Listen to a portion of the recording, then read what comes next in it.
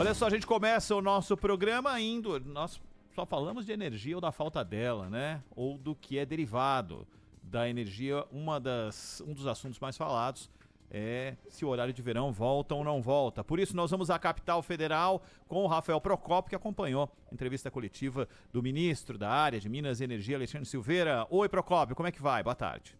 Oi, Ronald, Zaidan, boa tarde a vocês e a todos que estão com a gente. Essa coletiva ainda está acontecendo aqui em Brasília, viu? Já abriu aqui para as perguntas, mas o que a gente tem de novo é que depois de tanta gente ventilar essa possibilidade, que inclusive foi trazida pelo próprio governo federal por conta dessa seca, né? A pior seca desde que os índices pluviométricos foram medidos dessa forma, desde 1950, o Brasil atravessou nesse ano e ainda atravessa em vários pontos a pior seca aí deste período que é contado.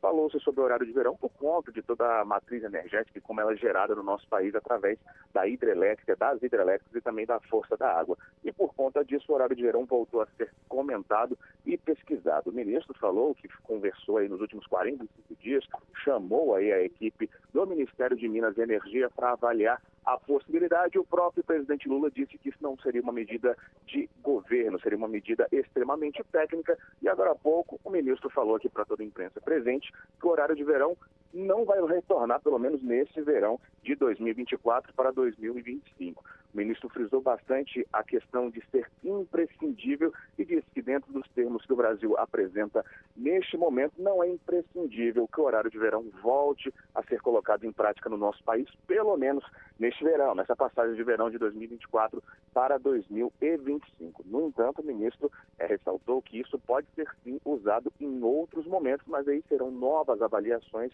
e pelo cenário energético e também de seca e de chuva no nosso país. Então, só para frisar bem para quem está nos acompanhando, depois da gente falar tanto sobre o horário de verão, ele não vai voltar nesse ano de 2024. Tá fechado. Tá a notícia aí do Rafael Procópio lá da capital federal. Procópio, obrigado. Bom trabalho aí para você. Valeu, pessoal. Até mais. É uma definição, Zaidan. Muito se falava porque as discussões entraram no meio de um turbilhão, que é a situação da falta de energia aqui em São Paulo depois do que aconteceu na última sexta-feira. E a definição veio, pelo menos por esse ano, não tem horário de verão. Seria a decisão mais em cima da hora da história também, né? Em cima do laço, né? Porque logo depois da eleição, o Silveira queria o horário de verão, ele defende o horário de verão. E no meio da discussão, que você e o Procópio mencionaram, né? Foram semanas e semanas com o assunto sendo discutido. Alguns cientistas e também pesquisadores de diversas áreas fizeram um documento, enviaram para o governo, falando sobre os problemas provocados pelo horário de verão. Desde professores que disseram, Ronald, que a experiência deles mostrou que o horário de verão, embora você pegue aí, e este ano seria um período letivo ainda menor, mas normalmente você pega o último trimestre, e ele atrapalha as crianças, atrapalha o aprendizado. Muitas delas chegam, principalmente nas primeiras semanas, com muito sono, dificuldade de aprendizagem. Há mais dificuldade para os motoristas, para que se adaptem e tenham a devida atenção no trânsito logo pela manhã. E uma quantidade formidável de trabalhadores que acorda muito cedo, e geralmente o sujeito às 5 da manhã já está em pé, porque principalmente em cidades grandes, onde ele tem de se locomover, e geralmente fica uma hora e meia no transporte, e aí ele acordaria de fato ali no relógio biológico às 4 da manhã. E você começa a se adaptar, ele acaba, né? O horário de verão acaba quando as pessoas começam a se adaptar. Então houve essa nota, que foi inclusive divulgada pela imprensa e que chegou até o governo, com essas preocupações levantadas por gente da área, inclusive médicos falando sobre os efeitos duradouros das alterações no relógio biológico. Esses efeitos não duram apenas enquanto está vigente o horário de verão.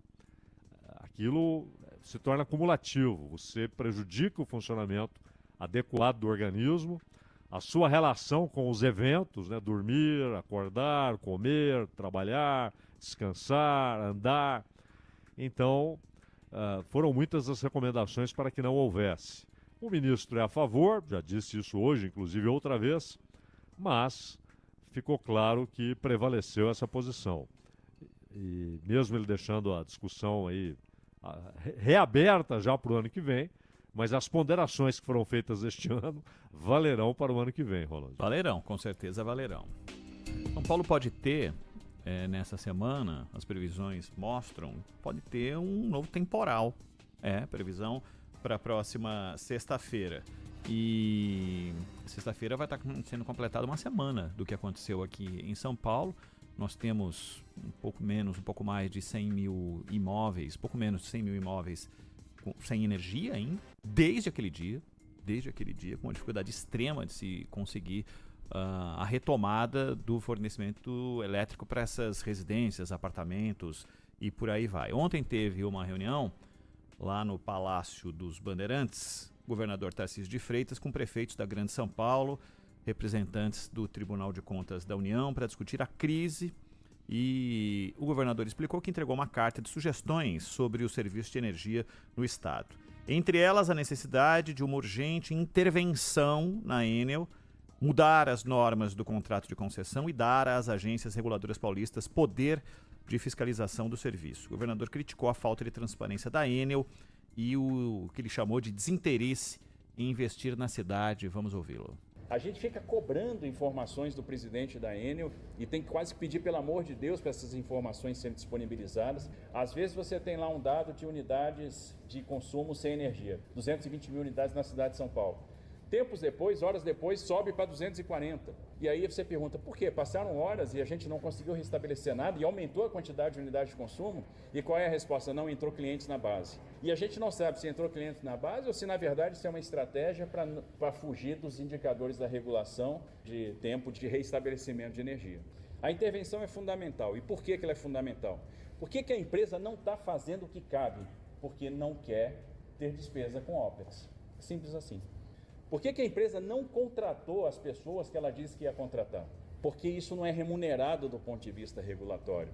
E tem uma chuva programada para sexta-feira, uma chuva forte, com ventos fortes. Como é que vai ser? A gente não conseguiu sair nem dessa situação? Vai ser o mesmo esquema, né? Mas em instantes, a gente ouve também, para a gente comentar aqui, e com o que o prefeito, não o candidato, o prefeito reuniu a imprensa para falar exatamente sobre situação de contingência para essa sexta-feira. A gente vai ouvir em instantes com a Maju Arruda Leite